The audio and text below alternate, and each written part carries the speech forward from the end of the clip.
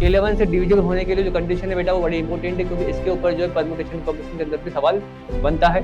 और इन दोनों का सम क्या होगा? देखो सवाल तो देखो यहाँ पर कॉम्प्रिहेंसिव टाइप का है।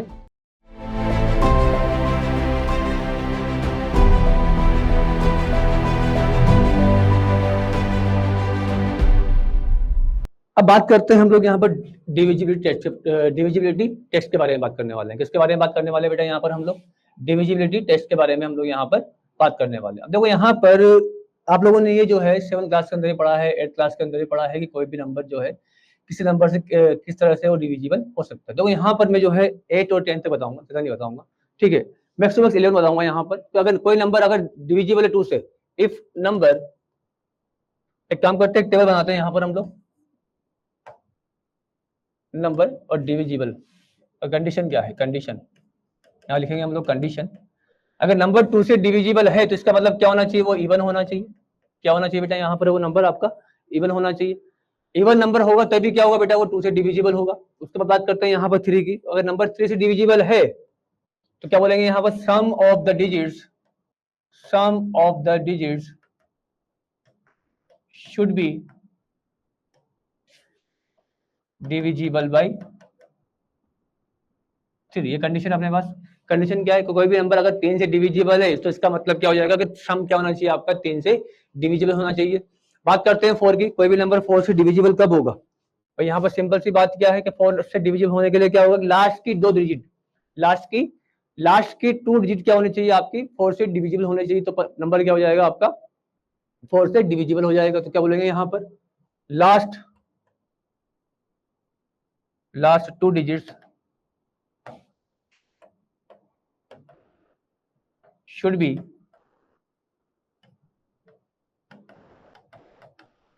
divisible by 4।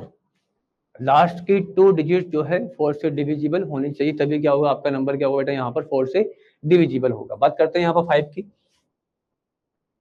तो यूनिट डिजिट क्या होनी चाहिए इसके लिए? यूनिट डिजिट आपकी होनी चाहिए, यूनिट डिजिट शुड बी 5 और 0। 6 के लिए क्या होगा? Number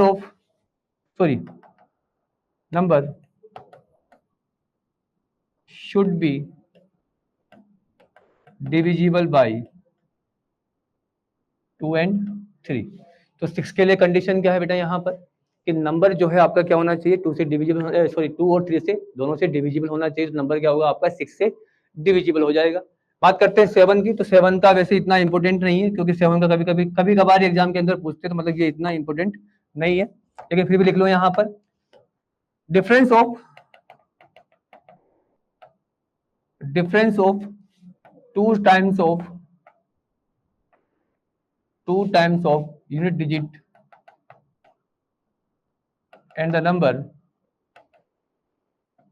should be divisible by 7। ये आप कह सकते हैं कि आपके पास जो नंबर है उसके यूनिट डिजिट का 2 टाइम जो है, अगर मैं नंबर में से माइनस करूँ तो क्या होना चाहिए आपके पास? वो 2 से डिविजिबल आना चाहिए। तो 7 का इतना इंपोर्टेंस क्यों रखता है? क्योंकि इसके ऊपर सवाल आपका बहुत कम पूछते हैं आपसे। 8 के बारे में बात करें तो last 3 digit should be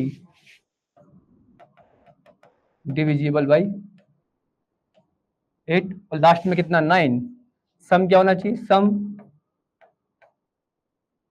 should be divisible by 9। और 10 के लिए क्या होगा? Unit digit should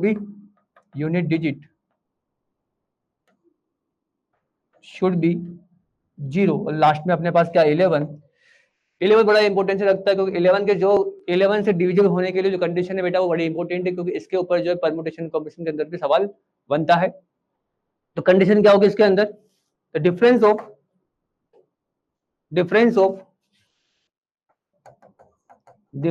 of digit 8 all place the difference of sum of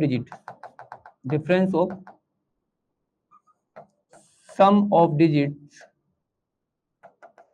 8 even place and odd place should be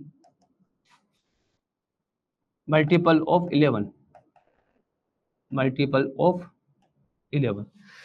तो आपसे क्या बोल रहा है, आपसे ये बोला जा रहा है कि जो अगर इवन प्लेस पे जो डिजिट्स है और ऑड प्लेस पे जो डिजिट्स है उनका सम अगर मैं करूं, सम के डिफरेंस निकालूं, तो वो क्या आना चाहिए आपका 11 का मल्टीपल आना चाहिए। मतलब 0 आ सकता है, 11 आ सकता है, 22 आ सकता है, जितना भी होगा मतलब 11 का मल्टीपल आना चाहिए। मतलब इसका मतलब 11 से वो डिविजिबल होना चाहिए।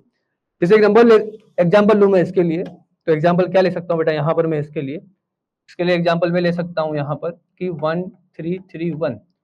अब देखो इन दोनों का सम और इन दोनों का सम क्या होगा 4 4 होगा। तो 4 और 4 का जो डिफरेंस आएगा कितना आएगा 0 आएगा। 0 जो है यहाँ पर 11 का मल्टीपल होता है, इसका मतलब ये 11 से क्या होगा डिविजिबल होगा। तो मेरे ख्याल से मैंने डिविजिबिलिटी टेस्ट के लिए जो लिखाया गया है वो आपको समझ में आ गया होगा। बोलो आया कि नहीं आया बच्चा। अब देखो इनके ऊपर मैंने एक सवाल लिया है, बड़ा प्यारा सवाल लिया है। देखो सवाल तो देखो यहाँ पर कॉम्प्रिहेंशन टाइप का है। किस टाइप का बेटा सवाल है, कॉम्प्रिहेंशन टाइप का सवाल है। सवाल क्या बोल रहा है, consider a number n equal to this. Number ये आपके पास गिवन है, number of order pair p, q so that the number n is divisible by 9। Number क्या होना चाहिए आपका 9 से डिविजिबल होना चाहिए। तो इसका मतलब देखो यहाँ पर सबसे पहले मैं सम करता हूँ इसका। क्या करता हूँ बेटा यहाँ पर sum of the digits of number. देखो यहाँ पर सम ऑफ द पहला पार्ट सोल्व कर रहा हूं बेटा मैं यहाँ पर। Sum of the digits of number क्या आएगा बेटा वो 2 + 1 कितना 5, 5 + 5 10, 10 + 3 कितना 13, 13 + 4 कितना 17, 13 + 4 कितना हो जाएगा यहाँ पर देखो 2 + 1 3, 3 + 5 8, 8 + 3 अच्छा 2 + 1 कितना 5, 2 + 1 आया 3, 3 + 5 कितना 8, 8 + 3 कितना 11, 11 + 4 कितना 15, कितना आएगा बेटा यहाँ पर 15, 15 प्लस p प्लस q आपके पास आ जाएगा। अब देखो यहाँ पर 9 से डिविजिबल होने के लिए, किसके लिए बेटा 9 से डिविजिबल होने के लिए सम आना चाहिए, वो क्या आना चाहिए 9 का मल्टीपल आना चाहिए था, लेकिन कितना आया 15 प्लस p प्लस q आया। तो यहाँ पर दो चीजें पॉसिबल है, या तो p प्लस q कितना आ जाए 3 आ जाए। तो p प्लस q अगर यहाँ पर 3 आ जाएगा इसका मतलब कितना बन जाएगा बेटा ये 18 बन जाएगा। और 18 जो होगा बेटा यहाँ पर वो क्या होगा आपका 9 से डिविजिबल होगा। सिमिलरली p प्लस q जो है आपका कितना बन जाए बेटा यहाँ पर 12 बन जाए। तो 12 बन जाए, जैसे p प्लस q आपका 12 बनेगा तो 15 प्लस 12 कितना हो जाएगा बेटा आपके पास 27 हो जाएगा। तो 27 भी क्या है बेटा यहाँ पर 9 का मल्टीपल है। तो कितना आएगा बेटा यहाँ पर फर्स्ट केस तो क्या है यहाँ पर एक केस मैंने ले लिया यहाँ पर p प्लस q कितना आ जाए 3 आ जाए। तो p प्लस q के लिए 3 होने के लिए कंडीशन क्या होना चाहिए कि p की वैल्यू देखो यहाँ पर p की वैल्यू 0 रख दो, q की वैल्यू 3 रख दो, इसकी वैल्यू 1 रख दो, इसकी वैल्यू 2 रख दो, इसकी वैल्यू 2 रख दो, इसकी वैल्यू कितनी रख दो 1 रख दो, या फिर क्या हो जाए इसकी वैल्यू 3 रख दो। तो थोड़ा ऊपर बनाता हूँ, काम करता हूँ मैं,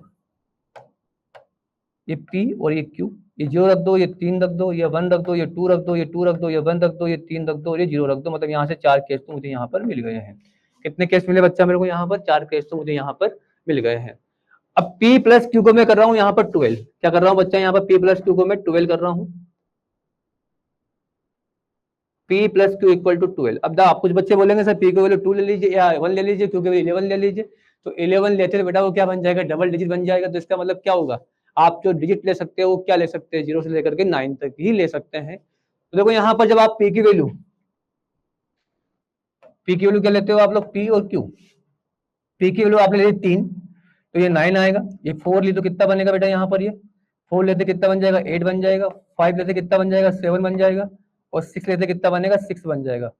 तो यहाँ पर क्या 3 पेड़ आपका ये बने तो 3 का डबल कितना होता है 3 × 2 कितना 6, तो ये बन जाएंगे आपके पास एक ये बन गया 7, 7 + 4 कितना 11, 7 4 + 4 कितना आएगा 11 आएगा। इसके अलावा कोई केस बन जाएगा देखो एक बार 3 + 9 कितना 12, 4 + 8 कितना 12, 5 + 7 कितना 12 और 6,6 कितना हो जाएगा आपके पास 6,6 भी आपका एक पेड़ बनेगा। तो मतलब यहाँ से कितने बन रहे हैं 3 × 2 कितना 6, 6 + 1 कितना 7, 7 + 4 कितना 11। तो मेरे ख्याल से इसका आंसर कितना आना चाहिए 11 आ जाना चाहिए बच्चा। कितना आ जाना चाहिए इसका आंसर 11 आ जाना चाहिए। उम्मीद करता हूँ ये सवाल आपको समझ में आ गया होगा। बोलो आया कि नहीं आया। 0 3 1 2 2 1 और 3 0, यहाँ पर कितना 3 9 4 8 5 7 और 6 और 6 क्लियर बच्चा। तो यहाँ पर अपने पास कितना बनेगा 11 पेड़ आपके पास बन जाएंगे।